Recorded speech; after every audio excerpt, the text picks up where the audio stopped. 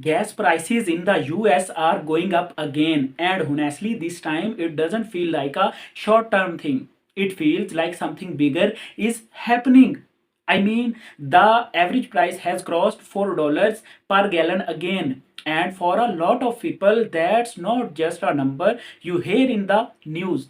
You feel it every single day. Like when you fill your tank, you notice it. When you buy groceries, you notice it. Even small things start getting expensive.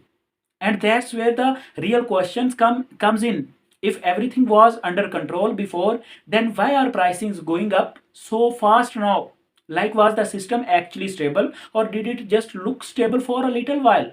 Because real stability does not just break this quickly. When prices jump like this, it makes people wonder if things were even that strong to begin with. No, this is where politics comes into it. Republicans were talking a lot about lower gas prices under Donald Trump.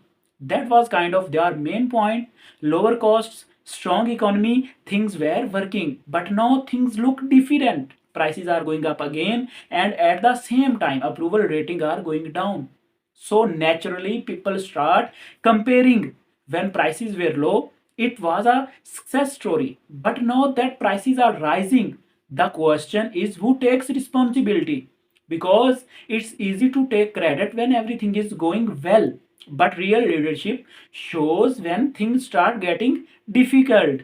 And that's where the debate is getting more intense. On the other side, Democrats are trying to connect this to a bigger issue, affordability. There are basically saying, look, people at home are already struggling, and at the same time, a lot of focus is going towards things happening outside the country. And when you look at the numbers, you kind of understand why they are saying that.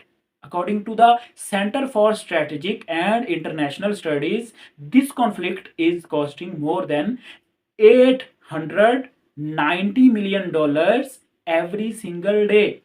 Just pace for a second and think about that. Almost $1 billion every day. Now compare that to what normal families are dealing with. Higher gas prices, expenses, groceries, rent going up. So obvious people are going to ask, what are the priorities right now? Is the focus more than global issues, or on making life easier for people at home? Because when that much money is being spent daily, it's hard not to think, could this be used differently? And this is where the that gap really shows. On one side, there's massive spending happening globally. On the other side, regular people are trying to cut down on basic things just to keep up. And that gap, that's what people are starting to notice more and more. Now here's something interesting that a lot of people don't really think about. Sometimes prices go up even before there's an actual problem, like just the fear of instability that alone can push prices higher. Markets react early, so even if nothing has fully happened yet, prices start moving. And another thing, gas prices are not just about oil. There's refining, transportation, supply chains, a lot of steps involved. So even if oil prices drop, it doesn't mean gas prices will immediately go down. There's a usually a delay. Prices go up fast, but they come down slowly. And that delay is exactly where people feel frustrated. Now, recently, there was some news that sounded positive. Oil prices actually dropped a bit after it was announced that the Strait of Hormuz would stay open during a ceasefire.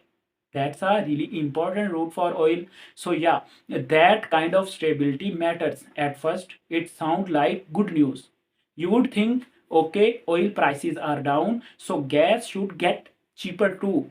But in reality, it does not always work like that, because even if oil gets cheaper, it takes time for that change to reach the pump. And beyond that, other costs like transport and supply, they don't just drop overnight. So you get this wild situation where headlines are saying things are improving, but people don't actually feel that improvement. And that creates another big question. If prices are going down but your daily expenses are still high, then what really changed?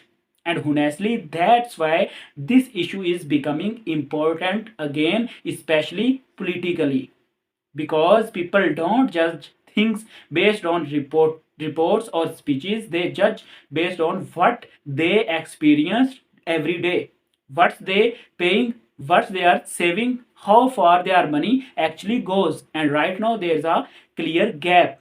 What's being said and what people are actually feeling doesn't fully match. On one side there are claims about strong policies and past success. On the other side, there's the current reality, rising prices and more pressure on everyday life.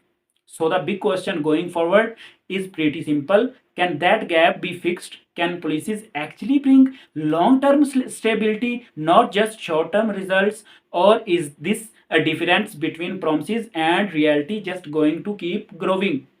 Because at the end of the day it's not really about what's being said, it's about what people feel in real life. And right now for a lot of people it still feels heavy every day.